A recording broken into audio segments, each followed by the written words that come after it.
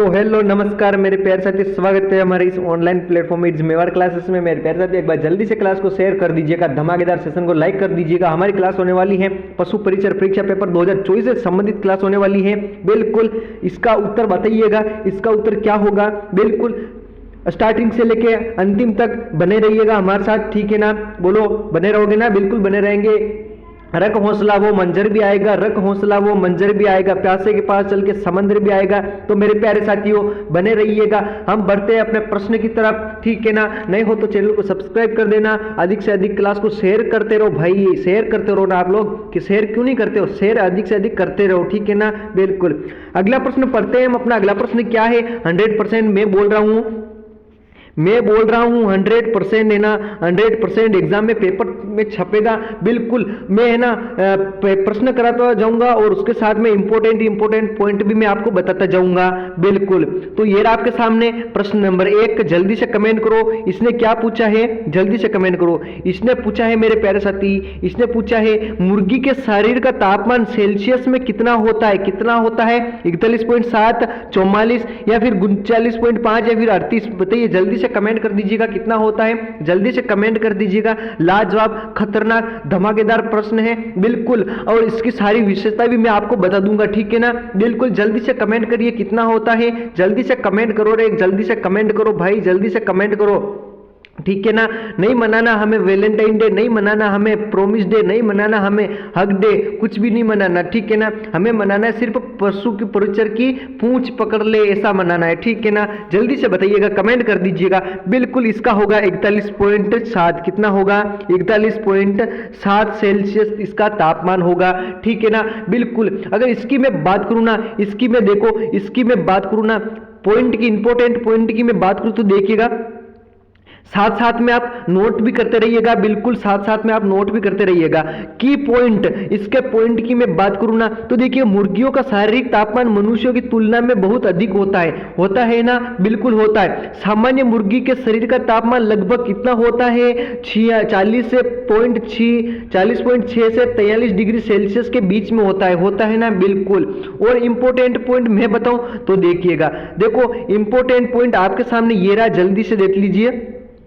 यह है विभिन्न पशुओं के शरीर का तापमान आपको मैं बताता हूं, ठीक है ना। मैं आप लोगों के लिए लेके आया हूं भाई साहब, एक बार जल्दी से शेयर कर दीजिए, ठीक है ना। जल्दी से शेयर करते रहिए आप लोग, जल्दी से शेयर करते रहो रे, जल्दी से शेयर करते रहो। तो देखिएगा बीफ गाय मतलब बोले तो मांस देने वाली गाय, मांस देने वाली गाय का तो देखो मेरे प्यारे साथियों, मांस देने वाली बीफ यानी मांस देने वाली गाय का शारीरिक तापमान कितना होता है? 38.3 होता है ना। बिल्कुल और डेयरी गाय, डेयरी बोले तो दूध देने वाली, कौन सी? दूध देने वाली गाय का शारीरिक तापमान कितना होता है? शरीर का तापमान 38.6 सेल्सियस। कितना होता है? 38.6 सेल्सियस तापमान होता है, ठीक है ना। बिल्कुल अगला देखिएगा भेड़ का, क्या?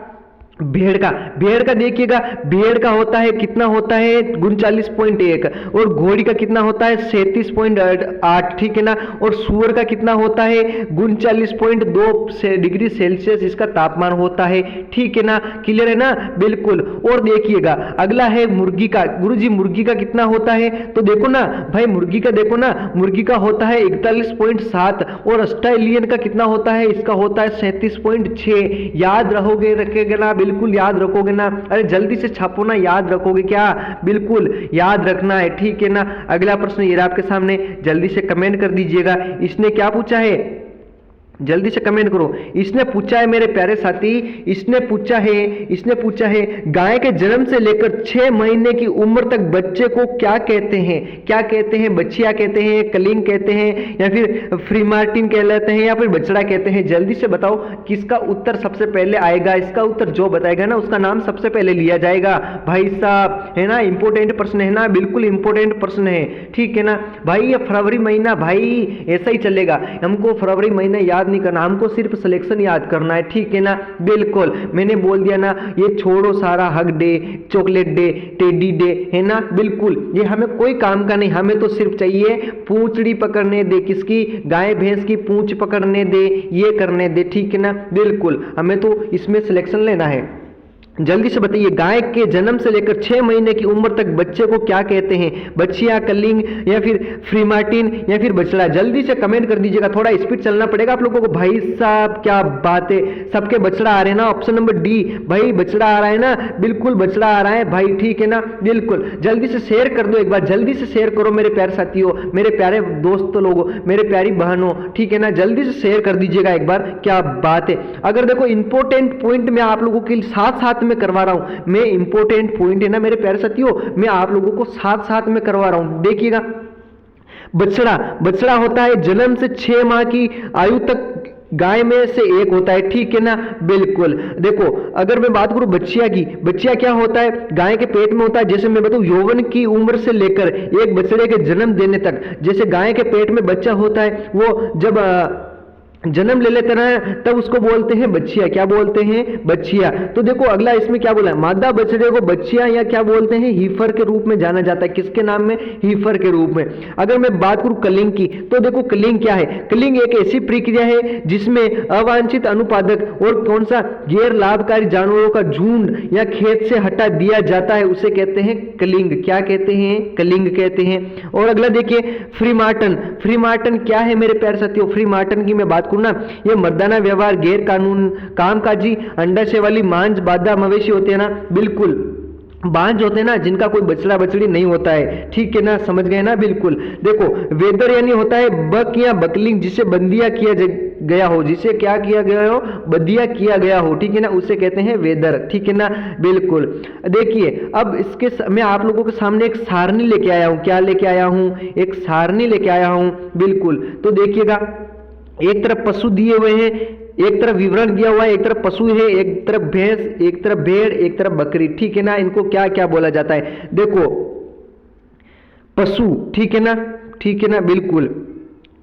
प्रजाति बेवाइन कहलाती है, ठीक है ना। समूह क्या कहलाता है? झुंड कहलाता है, ठीक है ना। वयस्क पुरुष कौन होते हैं? बैल। वयस्क महिलाएं गाय होती है, ठीक है ना, बिल्कुल है ना। देखो भैंस, भैंस में क्या हो जाती है? प्रजातियां बोवाई कहलाती है, झुंड कहलाती है, ठीक है ना। भैंस, बैल, ठीक है ना, सी और भैंस, ठीक है ना, बिल्कुल। अगर मैं बात करूं किसकी रे, भेड़ की प्रजाति की मैं बात करूं, ये कहलाती है, क्या कहलाती है? ओवाइन कहलाती है। और बकरी की क्या कहलाती है? कैप्रिन कहलाती है, ठीक है ना, बिल्कुल। अगर मैं बात करूं समूह की, पशुओं का झुंड होता है और भैंस का भी झुंड होता है, ठीक है ना। भेड़ का भी क्या होता है? झुंड, उसको फ्लोक भी कहते हैं, झुंड फ्लोक भी कहते हैं और बैंड भी कहते हैं, ठीक है ना, बिल्कुल। वयस्क पुरुष होते हैं बैल, ठीक है ना। बैल देखो भैंस और बैल, ठीक है ना, भैंसा और बैल, ठीक है ना। देखो भैंस में होता है, ठीक है ना। और भेड़ में मैं बात करूं, वयस्क पुरुष कौन होते हैं? राम और तूप। कौन होते हैं? राम और तूप। बकरी में होता है बक, ठीक है ना, बिल्कुल। अगला देखिए, अगला देखो वयस्क महिला कौन होती है? गाय, ठीक है ना। पशु में गाय होती है, भैंस में होती है सी भैंस, गाय में होती है, क्या होती है? गाय में होती है ईव। क्या होती है? ईव होती है ना। भेड़ में ईव होती है, ठीक है ना। भेड़ में क्या होती है? ईव होती है, ठीक है ना, बिल्कुल। और बकरी में क्या होती है? डेई होती है। युवा पुरुष की मैं बात करूं, बैल, पशुओं में होता है बैल होता है जो बछड़ा होता है, ठीक है ना। भैंस की मैं बात करूं, भैंस में बैल होता है जो बछड़ा होता है, ठीक है ना। और भेड़ की मैं बात करूं, राम बैल, ठीक है ना। युवा पुरुष में भेड़ का बच्चा होता है राम बैल, और भेड़ का बच्चा और क्या कहलाता है? तूप बैल कहलाता है। बकलिंग ये क्या है? युवा पुरुष बकरी में, ठीक है ना। बकलिंग पुरुष का बच्चा, ठीक है ना, पुरुष बच्चा, ठीक है ना, बिल्कुल। अगला देखो, अगला है अपना क्या है, तो देखिएगा युवा महिला। युवा महिला की मैं बात करूं, पशुओं में कहलाती है बछिया या बछड़ा, ठीक है ना। भैंस में कहलाती है, क्या कहलाती है? युवा महिला। भैंस में कहलाती है बछिया या बछड़ा, ठीक है ना, अरे ठीक है ना। भेड़ में कहलाती है ईव या लेम्ब, भेड़ का बच्चा ईव या लेम्ब, ठीक है ना। और कहलाता है गिमर लेम्ब, ठीक है ना, बिल्कुल। बकरी में कहलाता है गोल्टिंग, क्या कहलाता है? गोल्टिंग। नवजात पशुओं में कहलाता है बछड़ा, ठीक है ना। भैंस का जो भैंस में होता है भैंस का बछड़ा, ठीक है ना, नवजात शिशु। और भेड़ की मैं बात करूं, भेड़ में कहलाता है नवजात शिशु लेम्ब, क्या कहलाता है? लेम्ब। और बकरी में क्या कहलाता है? बच्चा, ठीक है ना। इतनी बात तो क्लियर है ना, बिल्कुल। बंध्या पुरुष की मैं बात करूं तो बंध्या पुरुष देखिए बैल में स्टेरियन और भैंस में बैल, वेदर वेडर किसमें है ये भेड़ में, और बकरी में वेदर, ठीक है ना। और निष्फल महिला की देखो पशु में स्पेंड, ठीक है ना, इन सब में स्पेंड है, ठीक है ना। और प्रसव इसमें किसमें पशुओं में कवलिंग होती है, ठीक है ना, भैंस में कवलिंग होती है और भेड़ में लैम्बिंग होती है और किसमें बकरी में कीडिंग होती है, ठीक है ना। बोलो क्लियर है ना, बिल्कुल। और युक्त सर्विंग क्या होती है देखिएगा, युक्त में मैं बात करूं पशुओं में सर्विंग होती है और भैंस में सर्विंग होती है और टपिंग किस में होती है, भेड़ के अंदर होती है। किसके अंदर होती है, भेड़ के अंदर होती है। सर्विंग किस में है, ये अपनी बकरी के अंदर, किसके अंदर है, बकरी के, GOAT गोट यानी बकरी, ठीक है ना, उसके अंदर होती है। अगला प्रश्न ये आपके सामने, जल्दी से कमेंट कर दीजिएगा क्या होगा इसका उत्तर, जल्दी से कमेंट करो। एक मुर्गी द्वारा लगातार दिनों तक बिना रुके दिए गए अंडों की संख्या कहलाती है। भाई साहब एक मुर्गी द्वारा लगातार अंडे दे रही है, कौन सी गुरुजी, मुर्गी लगातार अंडे दे रही है, तो अंडों की संख्या क्या कहलाती है, लगातार अंडे दे रही है ना, तो वो संख्या क्या कहलाती है, केपन कहलाती है, क्लच कहलाती है, या फिर पुललेट कहलाती है, या फिर हेचबिलिटी कहलाती है। जल्दी से कमेंट करो, जल्दी से कमेंट करो ना, क्या होगा इसका उत्तर, जल्दी से कमेंट करो। हाँ बिल्कुल, जल्दी से बताओ इसका उत्तर क्या होगा। क्या बात है भाई साहब, सबके इंपॉर्टेंट प्रश्न है भाई, सबके इंपॉर्टेंट प्रश्न है, एग्जाम में यहीं से छपेंगे, ठीक है ना। कहाँ से, यहीं से एग्जाम में छपने वाले हैं। हाँ देखो इसमें कहलाती है क्लच, क्या कहलाती है, क्लच कहलाती है, ठीक है ना, क्या कहलाती है, क्लच। ऐसे कर सकते हो, मुर्गी का ब्रेक फेल हो गया, मुर्गी का ब्रेक फेल हो गया भाई साहब, क्लच है ना, मुर्गी का क्लच है ना, वो दब नहीं रहा, गाड़ी रुक नहीं रही है, ठीक है ना, इसलिए क्लच क्या हो गया, फेल हो गया, ठीक है ना, बिल्कुल। मुर्गी का क्लच फेल हो गया मतलब अंडे रोज देती रहती है मुर्गी, ठीक है ना, बिल्कुल, वो अंडों की संख्या कहलाती है क्लच, ठीक है ना, बिल्कुल। अगला पॉइंट देखिएगा, पॉइंट क्या पूछा है इसने पॉइंट देखो, सबसे पहले इसका पॉइंट देखो, मुर्गी द्वारा लगातार दिनों तक बिना रुके दिए गए अंडे क्लच कहलाते हैं, ठीक बात है। केपेन एक युवा नर पक्षी है जिसका अंडकोश हटा दिया गया है, ठीक है ना, यह आमतौर 8 से 10 महीने से कम उम्र का होता है। कितने उम्र का होता है, 8 से 10 महीने के कम उम्र का होता है। एक पुल्लेलिट 9 से 20 सप्ताह की एक युवा मादा मुर्गी है जिसने अभी तक अंडे देना शुरू नहीं किया हो, ठीक है ना, एक पुल्लेलिट, ठीक है ना, बिल्कुल। हेचबिलिटी क्या है, उर्वर अंडों की प्रतिशत के रूप में परिभाषित किया गया है, बिल्कुल, ये इनक्यूबेटर में रखे गए अंडों से निकालने वाले चूजे का प्रतिशत है, क्या है, हेचबिलिटी, ठीक है ना। और प्रजनन क्षमता मुर्गी की प्रजनन क्षमता को दर्शाती है, ये तो आपको याद रखना है, ठीक है ना, ये फलाना फीका टिक्का, ठीक है ना, इनको याद रखना, बिल्कुल। एक बार जल्दी से क्लास को शेयर कर दीजिएगा, बिल्कुल सबको राम राम, बिल्कुल हिना मीना टीना बबली डबली कमली जमली सबके नाम ले लिए ना मैंने, बिल्कुल। जल्दी से बताओ क्या होगा इसका उत्तर। देखिए राष्ट्रीय पशु पोषण शरीर विज्ञान संस्था कहाँ स्थित है, कहाँ स्थित है भाई, जल्दी से बताओ, बेंगलुरु में है, कोचिन में है, या फिर बैरकपुर में है, या फिर अविकानगर में है, जल्दी से बताओ। राष्ट्रीय पशु, जल्दी से कमेंट करो भाई साहब, जल्दी से बताओ रे, जल्दी से बताओ क्या होगा इसका उत्तर, जल्दी से कमेंट करो रे, हैं जल्दी से कमेंट करो ना, जल्दी से कमेंट करो ना भाई, टाइम नहीं लगना चाहिए अपने पास, ठीक है ना, अपना टाइम बर्बाद नहीं करना चाहिए। जल्दी से इसका उत्तर बताओ, इसका उत्तर क्या होगा, इसका उत्तर होगा भाई मेरे बेंगलोर अविकानगर, क्या बता रहा है तेरे भाई, तेरा दिमाग क्या है, इसका होगा बेंगलुरु, क्या होगा, बेंगलुरु। अब देखो इसका मैं पॉइंट बताता हूं आप लोगों को, इसका मैं इंपॉर्टेंट पॉइंट बताऊं ना, तो भाई साहब इसका इंपॉर्टेंट पॉइंट देखो ना, देखो इसने, देखो राष्ट्रीय पशु पोषण शारीरिक विज्ञान संस्था कहाँ पे है, ये बेंगलुरु के अंदर है, कहाँ पे है, बेंगलुरु के अंदर है, ठीक है ना, याद रहेगा। अगला देखो NIAP की स्थापना 24 नवंबर 1995 को बेंगलुरु में हुई थी, ये है ना, राष्ट्रीय पशु पोषण की स्थापना कब हुई थी, 24 नवंबर 1995 को कहाँ पे हुई थी, बेंगलुरु के अंदर हुई थी, ठीक है ना। और ये देख लीजिएगा, ये रामायण देख लीजिएगा, ठीक है ना, बिल्कुल बिल्कुल ठीक है ना। हाँ बिल्कुल, स्क्रीनशॉट भी लेते रहिएगा आप लोग साथ साथ में, ताकि नोट्स बनाने में अब आपको सही रहे, ठीक है ना। बिल्कुल। अगला प्रश्न ये रहा आपके सामने, मवेशी फ्लैग के नाम से किसे जाना जाता है? फ्लैग, अरे भाई जल्दी से बताओ ना। है फ्लैग स्तनदायी होता है, खुर पक्का, मुंह पक्का, एफएमडी, जल्दी से बताओ। रिंडर पेस्ट या फिर बिसहरिया, जल्दी से बताइएगा, थोड़ा स्पीड चलिएगा। रख हौसला वो मंजर भी आएगा, रख हौसला वो मंजर भी आएगा, प्यासे के पास चल के तो भाई साहब समंदर भी आएगा। क्या आएगा? समंदर भी आएगा। जल्दी से बता दीजिएगा इसका उत्तर क्या होगा रे मेरे प्यारे साथी हैं, इसका उत्तर क्या होगा? जल्दी से बताओ ना। जल्दी से कमेंट करो, थोड़ा स्पीड चलना पड़ेगा भाई, ऐसे काम नहीं चलने वाला है। हाँ ऐसे काम नहीं चलने वाला है। इसका होगा क्या रे? इसका होगा रीडर पेस्ट। क्या होगा? रीडर पेस्ट, ऑप्शन नंबर 3 इसका राइट आंसर है। अब देखो इसका मैं इंपॉर्टेंट पॉइंट की मैं बात करूँ ना, तो देखिएगा इंपॉर्टेंट पॉइंट देखो मेरे प्यारे साथी, इंपॉर्टेंट पॉइंट, रिंडरपेस्ट रोग मवेशी फ्लैग, ठीक है ना। बिल्कुल, यह अत्यधिक संक्रमण वायरल बीमारी है जो मवेशियों घेरुलियों के पंजे में, खुरों में, अन्य प्रजातियों में प्रभावित करती है। ठीक बात है। अगला देखिए, इसकी प्रजाति बुखार, मोरक्सिक, दलपड़, फिलेमेंट या उच्च मृत्यु दर थी जो अक्सर फलाना डिका पूछ रहा, ठीक है ना। ये हो गए। अब देखो प्रेरक कारक रिंडरपेस्ट विषाणु आरपीवी और पैरामाइक्सोविरिडे कुल, ये क्या है? एक सदस्य खसरा कैनाइल डिस्टेपर वायरस से निकटता से संबंधित रखते हैं, ठीक है ना। बिल्कुल। संचरण की मैं बात करूं, सीधा संपर्क में आता है गुरुजी, सीधा संपर्क में आता है, और दूषित जल में और संभवत वायु संचरण में भी, ठीक है ना। बिल्कुल। लक्षण की मैं बात करूं ना, बुखार आना भाई साहब, बहुत ही जबरदस्त बुखार आना, मुंह का कटाव होना, दस्त लगना, ठीक है ना, लिम्फोइड होना, या फिर नाक और आंखों को स्त्राव होना, ठीक है ना। बिल्कुल, सूज जाना, ऐसा होना, ठीक है ना। मृत्यु दर की मैं बात करूँ, अत्यधिक उच्च, अक्सर ये होती है, करीब 100% आबादी पहुंच जाती है, ठीक है ना। बिल्कुल। अगला देखिए, आर्थिक मूलधन नष्ट हो गई है, अकाल के कारण कठिनाइयां उत्पन्न हुई है, ठीक है ना। उन्मूलन 2011 में अधिकारी कहाँ पे उन्मूलन घोषित किया गया, चेचक के बाद विस्तार पर उन्मूलन वाली दूसरी बीमारी बन गई है, ठीक है ना। उर्मूल डेयरी की मैं बात करूँ, राजस्थान में उर्मूल डेयरी, ऊंट का दूध जो कहाँ पे है, ये अपना बीकानेर के अंदर। कहाँ पे है मेरे प्यारे साथियों? बीकानेर के अंदर है।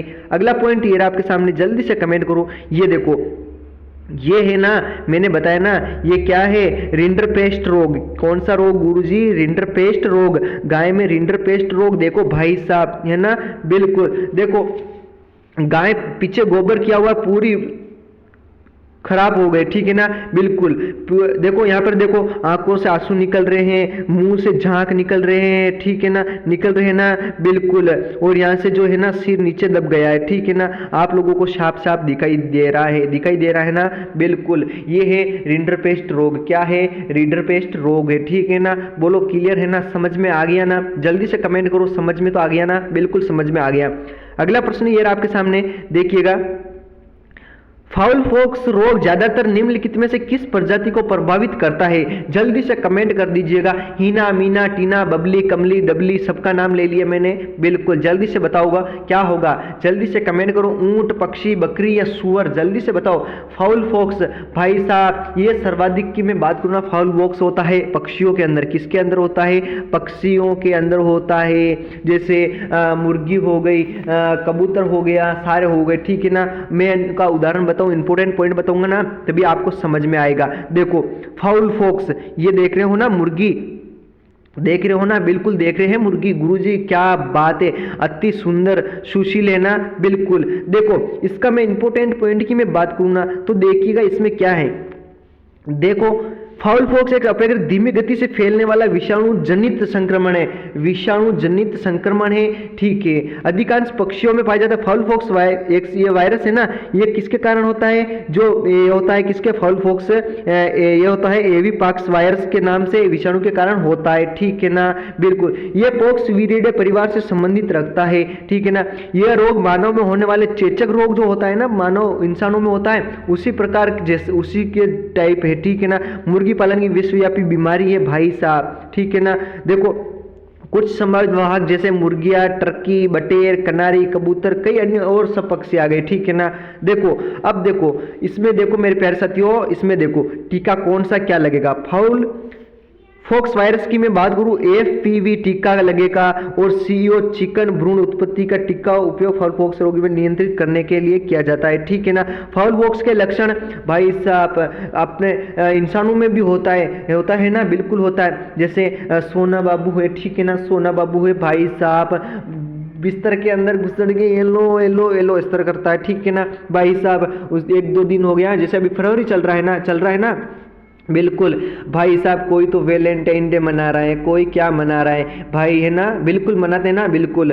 एक दिन छोड़ के चले जाएगी, फिर क्या होगा, डिप्रेशन में होगा भाई साहब, दारू पिएगा, जैसे धूम्रपान स्वास्थ्य के लिए हानिकारक, ठीक है ना, मैं एक उदाहरण के तौर पे बता रहा हूँ, ठीक है ना। डिप्रेशन में जाएगा भाई साहब, डिप्रेशन में जाएगा, डिप्रेशन में ऐसा जाएगा या तो कुछ न कुछ करता ही रहेगा, ठीक है ना। देखो इसमें भी यही होता है, फाउल पॉक्स में डिप्रेशन में मुर्गियां चली जाती है, अनिच्छा, खराब विकास, खराब अंडे का उत्पादन होती है, ठीक है ना। देखो जैसे देखो मुर्गी डिप्रेशन में, ठीक है ना, थोड़ी सी की आंख बंद है और ऐसे लग रही है जैसे बिल्कुल इसका बाबू छोड़ के चला गया, ठीक है ना, बिल्कुल। अगला प्रश्न ये रहा आपके सामने, भारत में पशुधन की गणना प्रत्येक वर्ष की जाती है, ये तो सबको पता है, 5 वर्ष में की जाती है। कब, कितने वर्ष में, 5 वर्ष में की जाती है, ठीक बात है। अगला पॉइंट देखिए, इसका पॉइंट देखिए, ये देखो आप लोग है ना स्क्रीनशॉट साथ साथ में लेते रहिएगा, ठीक है ना, इनके स्क्रीनशॉट है ना साथ साथ में लेते रहिएगा।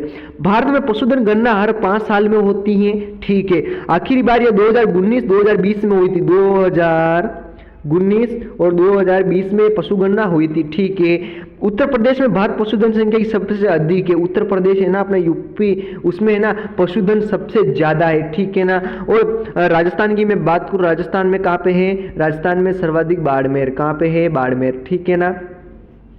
देखो इसमें सभी पालतू जानवरों और उनके प्रमुख शामिल किए गया है, ठीक है। राज्य सरकार ने केंद्र शासित प्रदेशों को शासन में मत्स्य पालन, पशुपालन, डेयरी मंत्रालय, इन सबको 19 ऐसी जनगणना की गई है, मान लो, ठीक है ना। ये देखो भारत में पहली पशुधन गणना 2019 से 2020 में की गई। भारत और पाकिस्तान में सबसे ज्यादा भेड़ें हैं, भारत में राजस्थान में सबसे ज्यादा भेड़ें हैं, क्या है भाई, भेड़, ठीक है ना, भेड़ है, ठीक बात है ना, बिल्कुल भेड़ है। भेड़ का वैज्ञानिक नाम है ओविस एरिस, क्या है, ओविस एरिस, क्या है, ओविस एरिस, ठीक है ना, बिल्कुल। ये देखो 2019 में पश्चिम बंगाल में भारत में सबसे अधिक मवेशी आबादी है, जो लगभग 19 मिलियन थी। ये देखो थार पारकर गाय राजस्थान के किस क्षेत्र में पाई जाती है, थार पारकर, ठीक है ना, बिल्कुल। नदियों पार सजन न ठाना, गीत को जरूरी जाना, इसका होगा, क्या होगा, जल्दी से बताइए, थार पारकर, जल्दी से कमेंट करो मेरे प्यारे साथी, थार पारकर।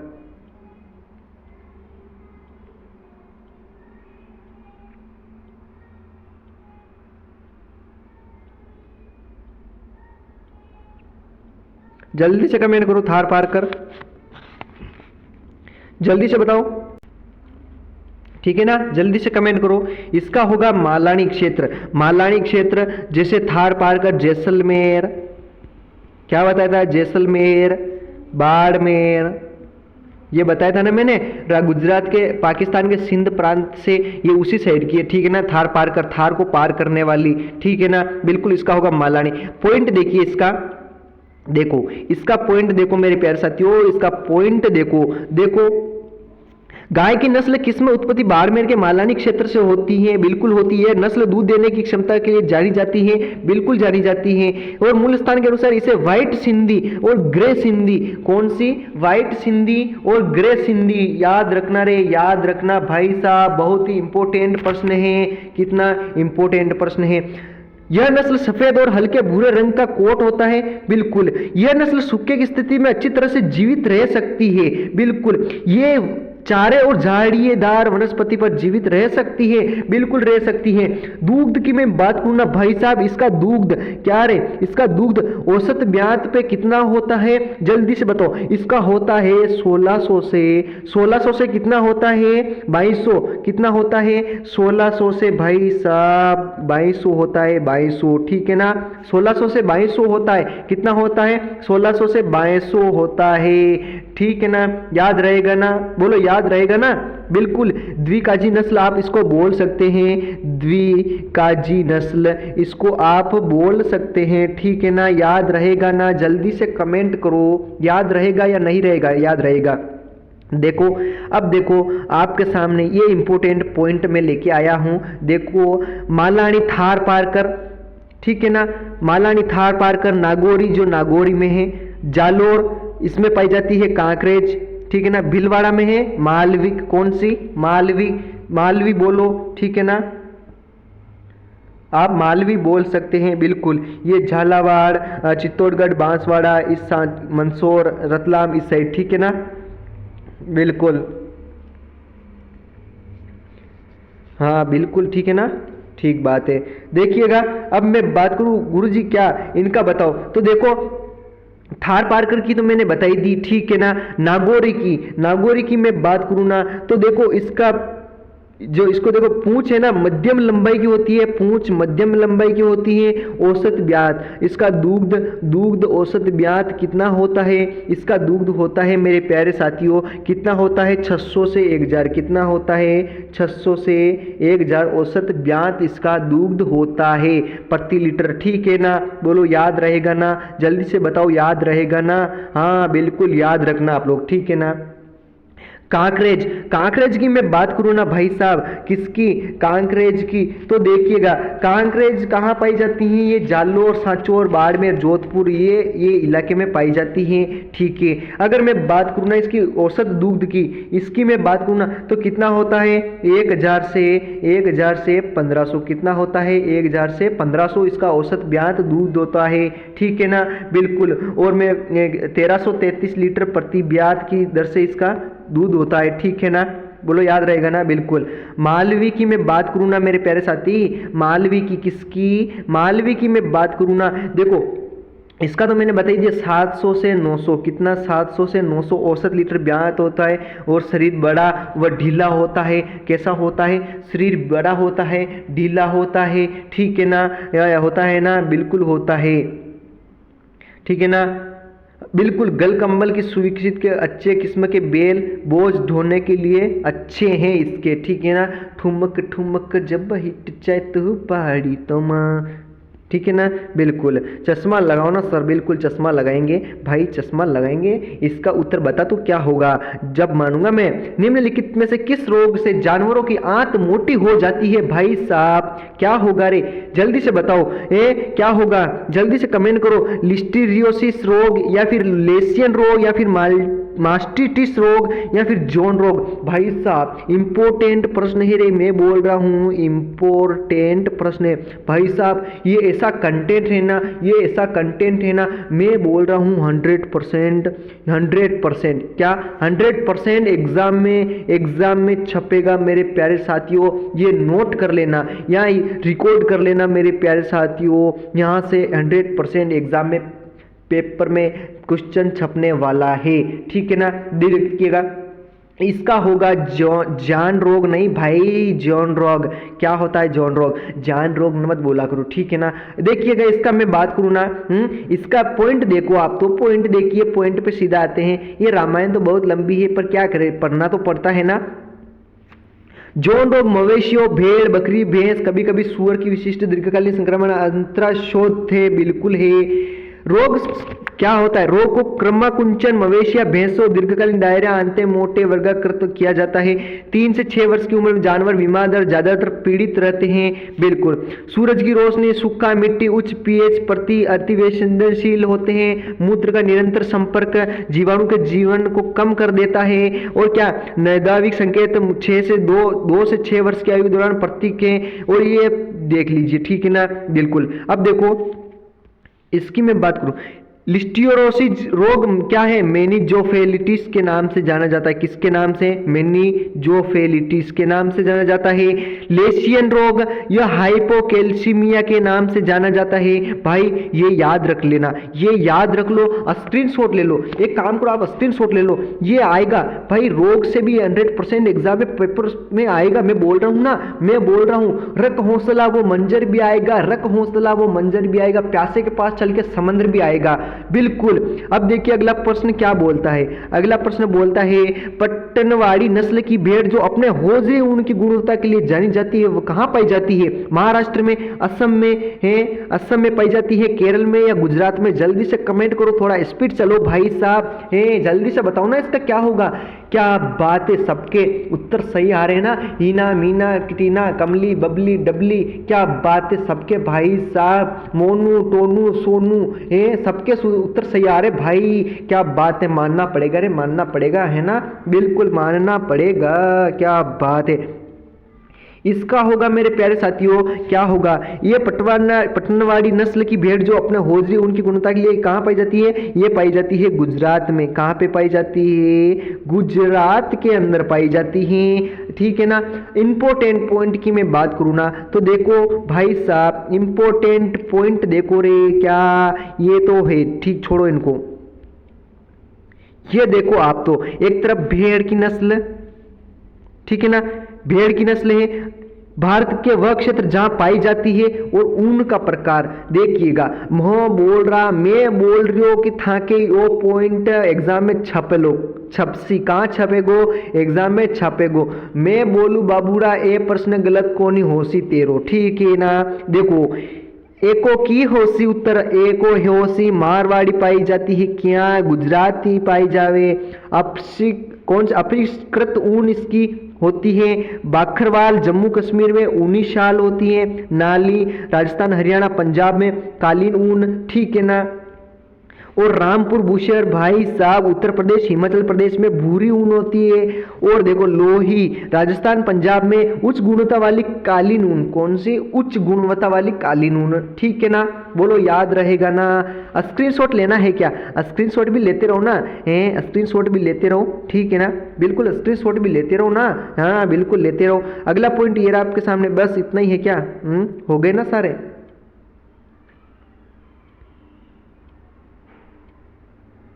ठीक है ना, बिल्कुल सारे हो चुके हैं, क्या बात है, ठीक है ना, बोलो समझ में तो आई ना भाई साहब। ऐसा कंटेंट मैं बोल रहा हूं आप लोगों को कहीं नहीं मिलने वाला है, मैं बोल रहा हूं ऐसा कंटेंट आप लोगों को कहीं नहीं मिलेगा रे, कहीं नहीं मिलेगा।